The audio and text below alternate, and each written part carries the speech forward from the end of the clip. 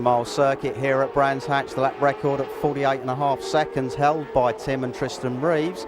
And we've heard of these big changes in Superside, and well, coming up is the first of these changes, the match race series. This is where the competitors are split into groups from the qualifying sessions and then race against 5 or 6 machines in heats, semi-finals and a final. So the first match race got underway with number 81 Andy Peach and Nick Webb on the M&W Team Ready Mix racing machine. This was held on the Saturday evening, and as you can see, they shot off into a commanding lead in very tricky conditions with number 10 Jean and Gregory Clues there, the French team bringing up the rear. They were the slowest of the qualifiers after the qualifying session. And this format will take a while to get used to, for sure, but this was the first race in the new series, and the winner of this race would qualify himself for a place in the semi-finals. So just to recap, we've got 4 match race heats. The winners automatically go forward to a semi-final, and then the remaining qualifiers for those semi-finals will be sorted out by the fastest race times from the other finishers. So Andy Peach and Nick Webb making the most of these difficult damp conditions, half wet, half dry, and I think on wet tyres there. Andy, of course, the former World Championship passenger who switched to driving a couple of years ago and making a good fist of things here at Brands Hatch. So it was Peach and Webb that won the opening match race heat in the 2005 World Championships. Heat 2 pitched the next fastest qualifiers, number 37 there, Gary and Dan Knight on their Redline Superbikes LCR Suzuki, and also in there number 55, Mike Roscher and Adolf Harney from Germany. The original qualifying conditions very tricky, catching some of the fancied runners out and finding themselves further down the order than perhaps they would have liked. But these match races giving people a chance to progress back up to the semi-finals and hopefully make it into the final to collect those first 25 points of the season. Well, this 5-lap dash format, pitching the machines that were close on time in qualifying, really providing some spectacular quick-fire racing for the spectators that had braved the Saturday evening conditions. Number 37 there, Gary Knight dropping down the order. Number 5, Pekka Pivarinta and Peter Wall, the Finnish pair. But it was Roscher and Haney that eventually worked their way to the front of this 5-man grid, sliding their way through Clearway's corner there and coming in to book their place in the first of the semi-finals alongside Andy Peach and Nick Webb. Pat on the back from Adolf Haney there. Well, Heat 3, and we're getting up towards the top end of the qualifiers. Number 155, Bill Philp and Rick Long. And number 2 there, Martin and Tony Van Gils, the runners-up in last year's world title, the Dutch pair. Well, obviously the conditions getting slightly drier, but these riders also slightly quicker. So apart from the heat winners, the next fastest riders from all of the heats will go forward to the semi-final. So you would expect that to be made up from heats 3 and heats 4 that contain the top 12 qualifiers. But a great scrap going on at the front between Bill Philp, number 84 Andy Laidlow, there's number 99 Dan Morrissey and Robert Biggs. But Bill Philp and Rick Long on that 155 Media LCR Yamaha head in the pack at the moment. And Martin and Tony Van Gils, their first time on this Brands Hatch short circuit. They've raced on the GP circuit before, but not really happy with the short track. So it was Bill Philp who became the 3rd qualifier for the semi-finals, and Heat 4 would give us our final heat winner. And this is the fast boys, the top 5 in qualifying. Number 77, straight into an early lead, Tim and Tristan Reeves, and they headed number 1. Reigning champions Steve Webster and Paul Woodhead on that Team Castrol Suzuki machine. Also in there, number 22, Jorg Steinhausen and British passenger Trevor Hopkinson. Number 75, Brian Pedder and Rod Steadman, teammates to Tim and Tristan Reeves in that new Dave Roberts Racing setup. And at the back there at the moment, number 8, Richard Gatt and Paul Randall, the former British champion. But it was really a story of Tim and Tristram Reeves and Steve Webster and Paul Woodhead at the front. They were the fastest two guys, separated by less than half a second from qualifying. But it was Reeves that had the upper hand in this 5-lap sprint. Bearing in mind, Webster really doesn't have to win this race to qualify for the next phase of the match races, but he has to be one of the quickest of the rest. So these match races really putting a bit of pressure on the guys to think of some tactics. And, well, a bit of a spin there for number 75, and, oh, a big impact from Richard Gatt and Paul Randall. Well, Pedder got it all wrong and spun, and unfortunately number 8, Gatt and Randall, had nowhere to go, just got into the kitty litter on the exit of Clearways there, and well, quite a heavy impact into those tyre barriers, but well, they're up and okay, but that's put paid to any of their chances to make the final. They're out of it now. But at the end of the 5 laps, it was number 77, Tim and Tristram Reeves, that booked their place into that second semi-final. Well, join us after the break for the semi-finals and the final of the match races.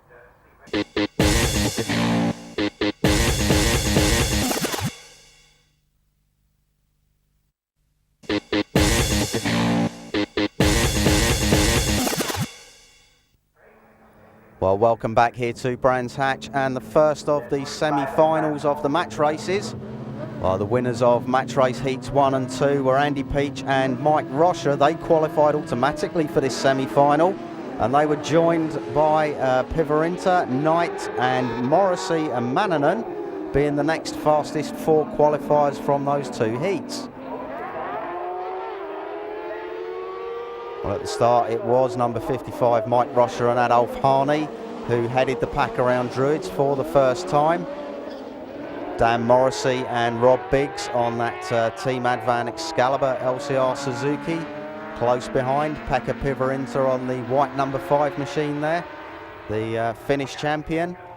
And bringing up the rear at the moment, Andy Peach and Nick Webb. They were 17th fastest qualifiers before the heats, and they made it through to this match race by winning their heat. But looking as though they're struggling a little bit in this one. Number 88, Tero Mannanen and Pekka Koismanen. They're the Finnish pair alongside Pivarinta and Wall. Mannanen, a former European champion. And there again you see number 81 on that Team L&W Ready Mix machine.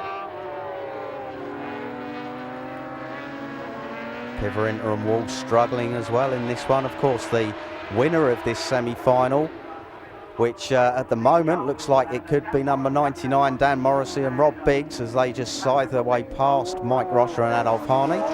The winner of this semi-final is automatically through to the final, which contains the fastest 6 machines from the semi-finals. It's quite an easy formula, but it doesn't sound it to explain it. Well, Morrissey romping away at the front now that he's made the break. And Mike Rocher and Adolf Harney coming under pressure from the TUS Motor Suzuki of Tero Mannanen. And Gary and Dan Knight a little bit cautious on that opening lap, I think. They got away well, but slipping down the order. But Morrissey on that immaculate Advan Suzuki. Dan, of course, missed most of the second part of last year. And this is his first race back in 2005, and really coming back with a strong attitude. And Rob Biggs, of course, member of the famous Biggs Racing clan, but this year, at the moment, the only family member racing in the World Championships. Now, a few years ago, we had, well, what seemed like half a dozen of them, but Jamie Biggs, his eldest brother, the 2002 World Champion with Steve Abbott, he's in Australia this year. And we must say welcome to our Australian viewers for this 2005 World Championship. Well, there it was, Dan Morrissey taking the win in the first of the semi-finals. Mike Rocher and Adolf Harney just hanging on to that second place. second of the semi-finals, pitching number 77, number 1 and number 22, the fastest 3 from qualifying together again. And once again, just to recap the rules, the winner of this semi-final goes through to the final, and then the remaining 4 places, because we've already got Dan Morrissey in the final, the remaining 4 places will be the 4 fastest finishers from both of the semi-finals. Well, it was Steve Webster that got into an early lead, but Tim and Tristan Reeves weren't going to let the current world champion have it all his own way. Of course, Tim and Tristan pushed Steve Webster and Paul Woodhead to the European series last year and had a couple of wins in that series, but now back on the full world championship trail, and they'll want to prove that they can beat Steve Webster and Paul Woodhead in the world championship. Well, doing a good job of it so far, streaking away at the front, with Jörg Steinhausen and Trevor Hopkinson now up to 3rd position. Once again, the winner is certain to go through to the final, and then the remaining places are going to be made up from some of these guys if they're the next 4 fastest finishers. So we've got Steinhausen and Hopkinson 3rd, Bill Philp and Rick Long on the 155 machine 4th. Number 84 there is Andy Laidlow and Patrick Farrance. Andy Laidlow making his first appearance here at Brands Hatch, been racing for quite a few years on the British scene. Formula 2 rider, Scottish champion, broke to the Formula 1 machines last year, and really doing a good job in his first ever World Championship event so far. But still, Tim and Tristan Reeves holding off the attentions of Steve Webster and Paul Woodhead at the moment. And they're breaking away from Steinhausen and Hopkinson, but this is a quick semi-final, so I'd expect to see most of these guys getting through to that final 6 machines and the match race shootout final for the first 25 maximum points in the 2005 FIM World Sidecar Championship. Well, coming into clearways for the final time, Steve Webster and Paul Woodhead trying everything they know, but they also know they don't have to win the race, and Webster up nearly on the grass on the inside of clearways, so he didn't have to win the race, but he was definitely trying hard to do it. Well, that looks like my co-commentator Kenny Kay flying in, ready for this match race final. Well, indeed, yes. Good afternoon. Hello, Ian. Thanks for letting me land here at Brands Hatch. Well, welcome everybody to this match race final for this first round of the 2005 FIM Sidecar World Championship. Steve Webster there. Well, that's actually Paul Woodhead, the passenger of Steve Webster, having a little bit of a tete-a-tete with either Tim or Tristan Reeves. Couldn't see which it is. That's the German pairing there of Jörg Steinhausen and Trevor Hopkins. That's Jörg we're looking at. And the 84 outfit of Andy Laidlow and Patrick Farrance. And that's Bill Philp, smiling his little head off. That's the current British F1 champion. Well, as you can see, weather conditions here a little bit unpredictable. We're going to hope the rain stays off. So match race final, it's 5 laps, all to go for. Ian, and what do they get as a prize? Well, 25 points is the prize that they get, the first 25 points of the 2005 season, and we're on board with Bill Philp and Rick Long into Paddock Bend for the first time. Looks like they've got away in 4th position. Looks like Jörg Steinhausen and Trevor Hopkinson ahead of them. Can't see who it is in the lead at the moment. Oh, but number 84, Andy Laidlow and Patrick Farrance on the LFR Racing Suzuki, just slipping up the inside of Bill Philp there. It's tight on the bottom, and it looks to me as Steve Webster has gone into the lead. Tim Reeves there behind him, then Steinhausen there in 3rd. So as we get this first lap underway, just 5 laps. All very, very lucky there for Reevesy. He was really hanging on that one, Ian. Yeah, and did you see the big black lines from the sidecar tyre of Jörg Steinhausen's machine round there, really leaning on that sidecar tyre? Well, as the sun disappears behind a nice big black cloud above her, fingers crossed we won't get any rain. As you can see, it's very cloudy in parts, very sunny, and the sun just going in again on this side of the circuit. So I think tyre choice is really critical for this one. Yeah, for sure. It's cold, but, well, slicks on this one, but what compound? I mean, soft compound, only 5 laps. This is a mere trip down to the shops for these guys into comparisons what they're normally used to for the World Championship races. But this new format brought in for 2005 just to liven things up a little bit and create a bit more interest for the spectators in these short 5-lap dashes. So end of lap 2, Webster now streaking away at the front.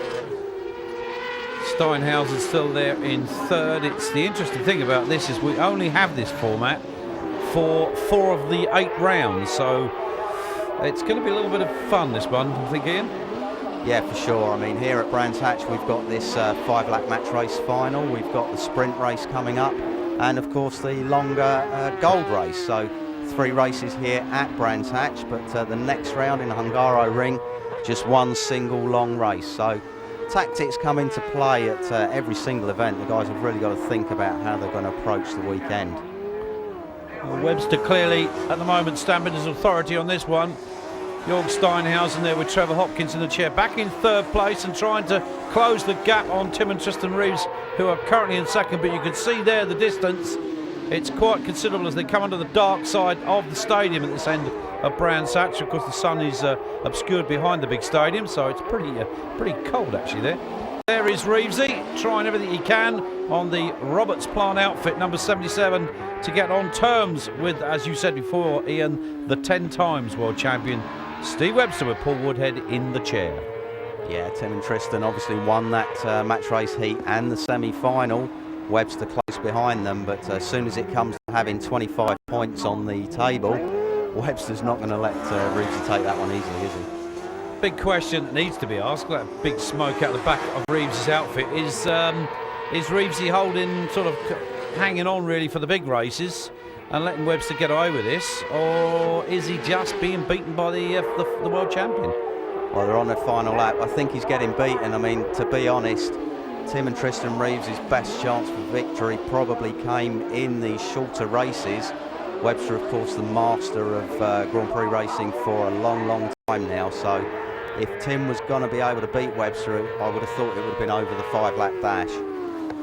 We just caught a glimpse of 99 Dan Morrissey with Rob Biggs in the chair, but we're back at the front once again for this battle as they head towards the checkered flag. It looks like Webster will take maximum points. Reevesy once again smokes up the back tyre, but here they come. It is indeed Steve Webster, the winner of this match race. Yeah, well, this 5-lap match race final really providing some excitement for the crowd. And now the results confirmed. Steve Webster and Paul Woodhead take the maximum 25 points from Tim and Tristan Reeves. Steinhausen and Hopkinson take third. Laidlaw and Farrance a fine 4th position. Dan Morrissey and Rob Biggs just got 5th position on the line from Bill Philp and Rick Long. And the 7th to 10th finishers in their times from the semi-finals. Well, former 1953 world champion passenger Stan Dibben, the passenger of Eric Oliver. Bev Stafford there, put the garlands around Paul Woodhead's neck, and of course Steve Webster, the winner of that match race.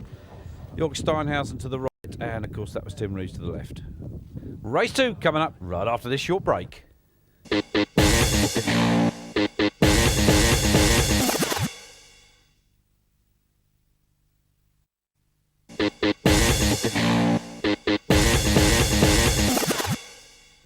Welcome back then to Brands Hatch, second race on the line, and Ian's down there talking to Steve Webster.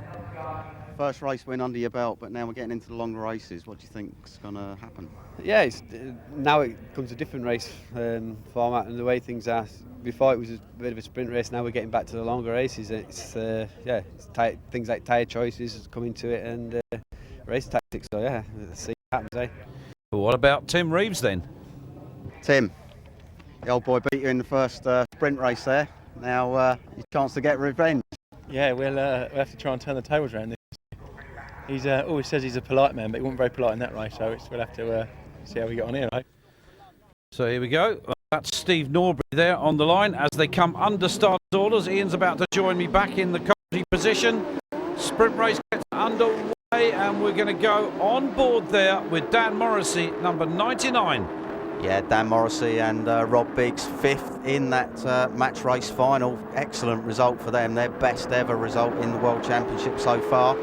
Qualified in 10th position, didn't get a great start there off the line, did they? They got a bit swamped going into Paddock Bend. Looks like Brian Gray and Steve Pointer ahead of them, and Tero Mannanen and Pekka Koismanen there just in front. So, well, Morrissey and Biggs just really dropping down on that opening quarter of a lap. No surprise to who the front runners are then. It is Tim Reeves on the 77 Roberts outfit from Steve Webster, and Webster having a look up the inside, but that I believe is Richard Gatt and Paul Randall there on the number 8 outfit. It's in third spot. You remember Gatt and Randall did qualify in 4th position, but they didn't make the match race final after having that altercation with the tyre barrier clearways in the match race heat. So again, that match race format really shaking things up for the first series of races, but now we're into race 2, the sprint race, and they've got a chance to make amends. Well, here at Brands Hatch, of course, we're on the Indy circuit, which is the shorter of the 2 main circuits here. The Grand Prix circuit, which is the big long one we're not using here today, but we're on board now looking back off of the machine of Tim and Tristan Reeves at the 10 times world champion. There he is, number 1 on the nose cone, of course, Steve Webster and Paul Woodhead in the chair as they come down to complete another lap at speeds, what is it, about 140 miles per hour down there, Ian? Yeah, from the short circuit, Clearways is a slow corner, but they're still reaching over 140 miles an hour on the entry into Paddock Hill Bend. Paddock's probably taken at about 90 miles an hour, probably still doing 55, 60 miles an hour through Druids here. Well, that's third place. Richard Gatt, and a good ride for him. Is that, I think, Jörg Steinhausen behind him in 4th. Looks like Steiny. It is indeed, and Bill Philp and Rick Long there in 5th. Well, talking to some of the foreign competitors before the racing began, and they were a bit worried about the local knowledge that the British guys had of this short Brands Hatch Indy circuit. Philp get a big slide on coming through Clearways there, chasing Jörg Steinhausen. But yeah, circuit knowledge perhaps a factor for the British guys, but then in 5th position at the moment we've got Andy Laidlaw and Patrick Farrance, and they've never been here before. Well, just got to show, but look at Webster. He's having a look up the inside, and I think Reevesy slammed the door squarely in his nose then. Has another look up the inside, and this time he's made it stick, or has he? Well, this is getting really physical now, isn't it? There's no quarter arse or given between these two. They're side by side coming into Surtees. That's got to go. Yeah, I was going to say, it's got to go Reeves' way. He's on the inside line, so Webster had to back off there and let Reevesy back through, but he'll have another go as they come back around and onto the start and finish straight. It's really down, and it's a drag race to the first corner. Yeah, I think there'll be some green and red paint on that Team Roberts outfit as well. That was very close racing between the two of these. Tim Reeves, Webster getting it very sideways there. He's really trying hard, isn't he? He does not want Tim Reeves to win this race, and who can blame Steve Webster? But he doesn't want Tim to win the World Championship. He wants to make it 11. But Tim, of course, desperately wants to win his first World Championship. And if anybody on the circuit or in sidecar racing today can do it, it's those two, Tim and Tristan Reeves. Yeah, I think Steinhausen and Trevor Hopkinson, a bit disappointing so far this weekend at Brands Hatch, but they've got a few problems, I think, but they'll be catching up at the next round for sure. Well, we're back on board again with Dan Morris as he just catches the curb there and bounces our onboard camera around, causing it to stutter slightly. These cameras aren't too favourite to being bounced over the curbs. Look at that right close up behind Mike Roche and Adolf Hanny there, inches away at 140 miles an hour. Fantastic shots from this onboard camera, and this is really what it's like to be riding one of these machines. And has Morrissey made it through? He has. The black outfit has disappeared from in front of us. Tim Reeves gesticulating to Steve Webster, say, well, come on then, if you want to come past me, come past me. And believe you me, Tim, I'm sure Steve Webster will oblige in the fullness of time. But we're back on board again with Dan Morrissey as the battle continues further on down the field for those important positions and, of course, points as we look to go to round 2 at the Hungaroring in Hungary. Yeah, Dan Morrissey in 10th position at the moment, and that's Martin and Tony Van Gils on the Mayton Racing E-Tech machine in front of them. And of course Van Gils runner-up in last year's World Series. And Dan Morrissey really having a good ride here at Brands Hatch, and I think he's gone through. He has indeed. So Dan Morrissey up to 9th place. I would have actually expected Tony Van Gils to be going just a little better than what he is at the moment. A lot of slipping and sliding from that outfit in front. I'm not quite sure who that is. Maybe Ian, you can recognise the back of that one. Yeah, that looks like Steve Norbury and Scott Parnell. So they're in 8th position. They're having their first World Championship weekend as well. So a good showing from those two. Steve and Scott were on the podium at last year's Isle of Man TT on the F2 machine. So they've switched to the Formula One bike last year. Did a few rounds of the European Series, but their first World Championship season, and going well so far. But Dan Morrissey, while the speed of that Excalibur machine just out dragging the Lopside Racing Suzuki into paddock end, and Morrissey now up to 8th position. I do believe that Steve Norbury will also... Oh, it's gone back through again. Norbury has under brakes. Well, this is a really great battle between these two. I was just about to say Steve Norbury, I believe, is also competing in the Isle of Man. Whoa, right off the nose cone there. Well, that was close, and you could see how Morrissey had to back out of that one and lost a little bit of time. But up front now. Well, they're at it again, aren't they, these two? Webster was alongside, but Reeves wasn't giving him any room there, was he? No. This could all end up in tears for these two if they're not careful. Reeves, he just doesn't want to give this one away. And Webbo determined to get through. Reeves, he goes for another look up the inside again. Very tight. Squirt really hard coming out of that left-hand corner. Not a lot of weight on the rear tyre, so sliding through those left-handers under the power. 200 brake horsepower. 3rd position Richard Gatt. 4th position York Steinhausen and Trevor Hopkinson. And Andy Laidlow back with this battle for 8th position. Morrissey in 9th. Steve Norbury, Scott Parnell there in 8th position. And we're going to get a change. He has got some power on that outfit. He seems to pull away from Steve Norbury up the short straights here, so no, he didn't quite make it there. Norbury still had the inside line, 4 clearways. Back out onto this fast, difficult clearways corner. More of a curve than a corner, but there's so many ripples and bumps in there that it's hard to keep the outfit online. And now it looks like Dan Morrissey has indeed moved up into that 8th place. We spoke too soon. Wow, this is a tremendous scrap, isn't it? Steve Norbury just does not want to give that position up at all. No, got a big slide on coming out of Druids there. That's going to cost him some time. Can Morrissey not brakes this time? Maybe he's lining it up through here. Gave himself enough room, and he's got to run on Norbury now. I think we're going to see a change of position. No. Frequently seeing a lot of smoke off the back tyre of Steve Norbury's outfit, so he's spinning that one up continually. But back at the front again, it's Steve Webster. A small gap has now developed between Webster and Reeves in 2nd place, so I wonder how Webster broken the youngster's spirit. Well, yeah, this looks like the biggest gap we've seen between the outfits all weekend so far.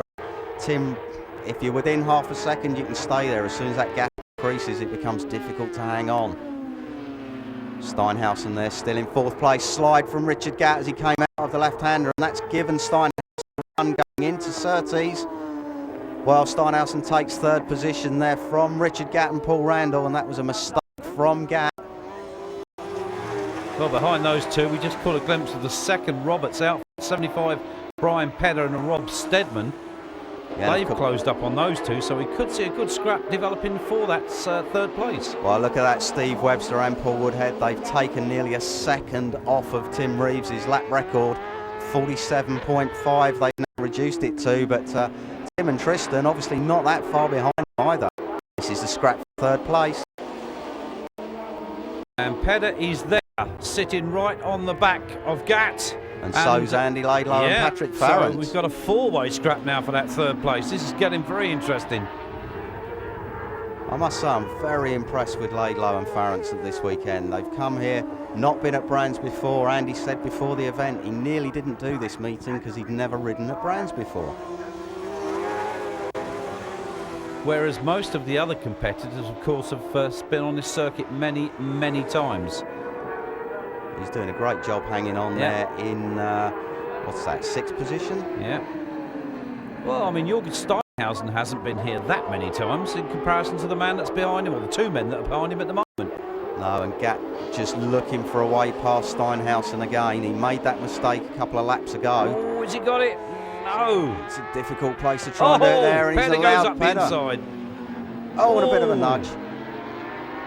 Well, onto the grass and just a little bit of a wave back there from the passenger. That's okay, says Randall, no worries. Now Steve Webster really pulling away at the front. He's opened up about a second advantage or more over Tim and Tristan Reeves, but they're getting into the back markers now. And back with this scrap for 8th position. It's still Norbury and Parnell, but now Morrissey has got a run on Steve Norbury, and I think that's going to be it. Final lap then, Steve Webster and Paul Woodhead, the reigning world sidecar champions. Well, they did their battling, and Paul Woodhead looks back and just acknowledges the back marker, allowing them to come through easily. Tim Reeves, I think, has decided, well, second's going to have to be good enough. We've got another race yet to come, so maybe Reevesy can reverse the role in race 3. Yeah, through clearways for the final time. Well, Reevesy's not giving up, is he? He's smoking that rear tyre. There'll be nothing left of that at the end of this race. Here comes Webster. It's a checkered flag for Steve Webster. Second place then confirmed for that 77 outfit of Tim and Tristan Reeves. So the results look like this. Webster and Woodhead confirmed the winners from Reeves and Reeves. Steinhausen's held on to that 3rd place. Gatton Randall stayed in 4th from Laidlow and France. Pedder and Stedman, Philp and Long, Morrissey and Biggs there confirmed in 8th. And there are the winning 2 up onto the podium. Steve Webster, Paul Woodhead, along with the ever-smiling Jorg Steinhausen to their right. Pedro Ribeiro there from the FIM making the presentation along with Mrs. Steinhausen. Steve Webster gets the laurels, and Ian's with the winners now. Steve Webster, Paul Woodhead, winners of round 2. Another 25 points, maximum score so far. That looked like a much more difficult race. Yeah, it's harder and harder because on a small track like this, it's very, very limited time to overtake and places to overtake. And we must have had about 3 or 4 comings together, you know, swapping paint. It's probably how racing should. I mean, I really enjoyed it. So the standings now look like this. Maximum points for Webster and Woodhead with Tim Reeves and Tristan in 2nd place. Steinhausen and Hopkins there in 3rd. Laidlow and France, Morrissey and Biggs, Philpott Long and Richard Gatt, Paul Randall there in 7th. We're going to take another short break. We'll be back with the finale right after that.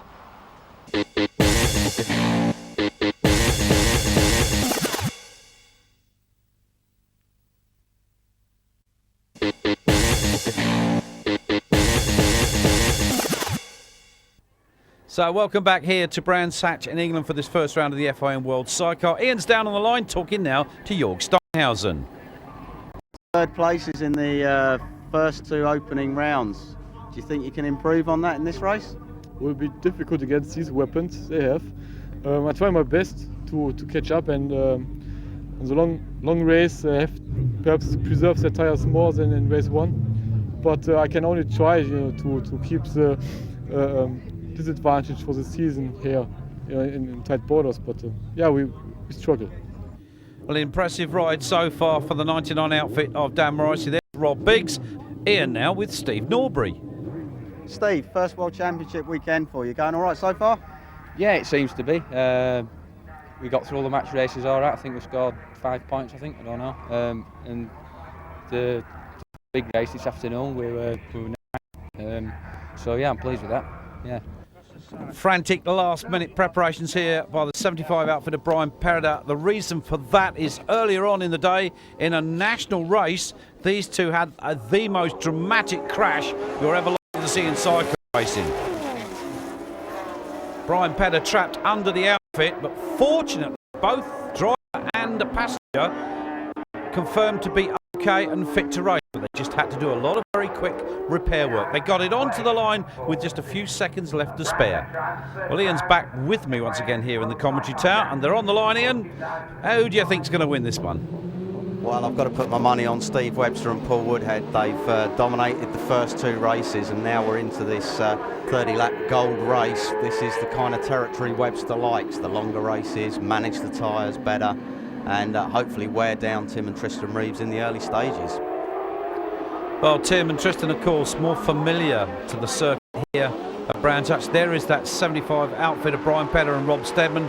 We're on board once again with Tim and Tristan Reeves, and Webster again back in 2nd place. Tim looks back to see where he is. Yeah, Webster not renowned for his starts, but he's managed to get away with Tim and Tristan Reeves all the time this weekend, so obviously he's been working on those over the winter, knowing that he can't afford to let Tim and Tristan away. Well, it's Richard Gatt and Paul Randall there in third. There is the 6 outfit of Steve Norbury and Scott Parnell. So already the first two are beginning to pull a reasonable gap over the chasing pack. So I'm reason to believe that this race is all about Reeves and Webster once again. Yeah, for sure. I mean, they've dominated qualifying and the opening 2 races. They've just got the upper hand around this Indy circuit here at Brands Hatch. Steinhausen there in 4th place, chasing down the Gatt. Oh, we've got somebody there spinning away. Is that Bill Philp that's took a bit of a sideways on there? Oh, he survived it and got away again. Yeah, that was Bill Philp causing mayhem in the middle of the pack, but still Tim and Tristan Reeves holding off the attentions of Steve Webster at the moment.